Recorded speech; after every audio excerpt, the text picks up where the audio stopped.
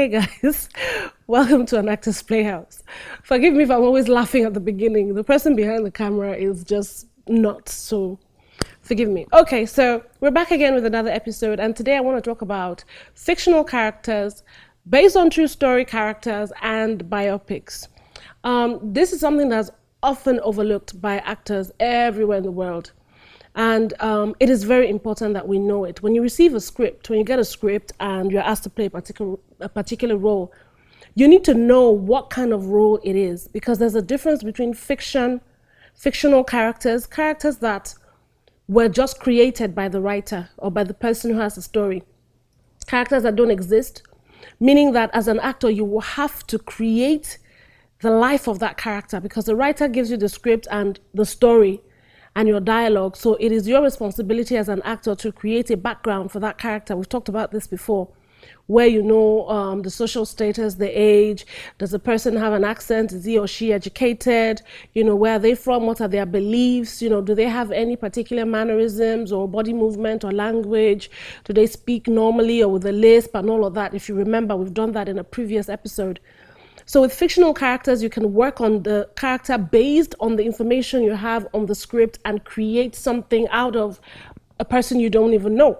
So it's not, that one is separate. You can just build on that character and keep building as long as it works in line with what your director wants. The second type of character is based on a true story. You receive a script and it says based on true life events or based on a true story. It means that the events in the script actually happened. So your character is probably representing one of the characters that, you know, it happened to, but not the name, not the exact age, possibly not the same way the person was, but they have, and sometimes based on true story scripts are not the exact stories that happened. They will have points from the real event. Like, for instance, if you receive a script about World War II, the writer might decide to write that script based on one of the soldiers' children, their point of view, or based on the nurse who was treating the wounded soldiers, her point of view. Now, the event occurred, but the attention is more on the person's point of view that the writer has decided to deal with. So it is a story, but it is based off another event that happened, which happened in real life. Some other writers will create their story and add, you know, points or some little bits of events that have happened, if you know what I mean. So those ones are based on, it's a story but based on different things, meaning you're borrowing from true life events.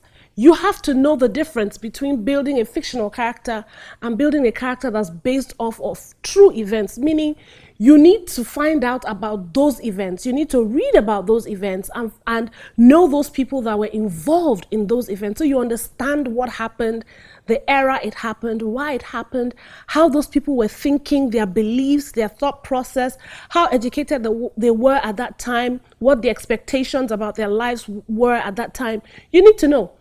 But the most important thing that a lot of us overlook, especially those of us that were not born and raised in America, who were not, you know, who didn't start our careers from Hollywood, a lot of us do not really know much about this thing called a biopic.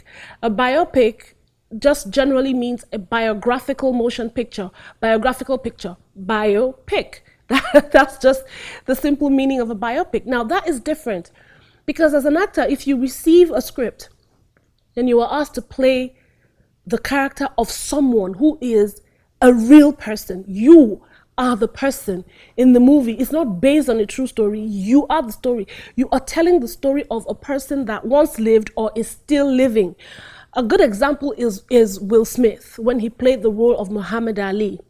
He was bearing the name of Muhammad Ali. He didn't just say, oh, my name is Shakir or something, you know, playing a story that has to do with a true event that happened with Muhammad Ali. No, he actually played Muhammad Ali, and his name was the exact name of the person that he was playing. It was the story of Muhammad Ali. The same thing if someone decides to play the role of O.J. Simpson. When Idris Elba decided to play Nelson Mandela, he was Nelson Mandela. Nelson Mandela is a human being that we all know exists. So this is not just based on a story or true events. This is someone's life, meaning that the person's life story would be turned into a script and an actor will be called to become that person. So to prepare for a fictional character and to prepare for a biopic are two totally different things. So as an actor, when you get your script, you need to ask questions. I have made that mistake as well.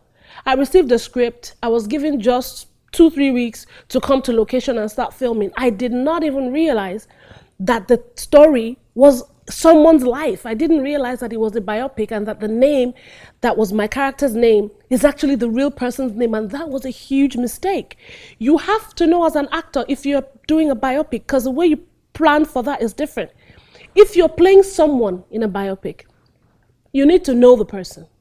If the person is still alive, please do all you can to meet the person. If you are in two separate worlds that is so far you can't get to meet the person face to face, you need to find videos, tapes, whatever they have written about the person in the media. Get clips of newspaper cuts or whatever they have written. You need to hear the way the person talks, the way the person moves, the way the person sits down. Will Smith had to be around Muhammad Ali for a long time to know how he would lift his cup, how he would move his body, how he would do. Idris Elba had to go to the same cell that they kept Nelson Mandela. He could have gone to any other cell in America or in any part of the world to prepare for this role, but he wanted to feel the exact thing that Nelson Mandela felt in that island where his cell was. He went there and he said when he entered that cell and they shut the door in his face, his heart just jumped. He thought he was going to have a heart attack because for the first time, he became Nelson Mandela and felt his pain. A biopic is not an easy thing to pull off. I also saw an African film called 93 Days where Bimbo Akintola played the role of Dr. Stella Adadivo, and I thought that was amazing. Because she had to study Dr. Stella. She had to read about her. She had to listen to her from videos. She had to do her research on that particular character. So when you're creating a fictional character, you can give it any life you want as an actor. You can create a life. But when you're doing a biopic, it's not up to you anymore. You have to speak like the person. You have to move like the person. Your pace, your delivery, your rhythm has to be like the person. If the person has a certain twitch, it has to be there in your portrayal. You have to know how the person thinks, what she believes or what he believes, or how they express themselves, or how emotional they are, or how deep they are. You have to know those things. So these are things that you have to study separately because they're not the same.